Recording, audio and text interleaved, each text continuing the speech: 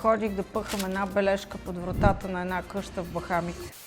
Имах интерес да купя къщата и просто взех такси от хотела, в който бях.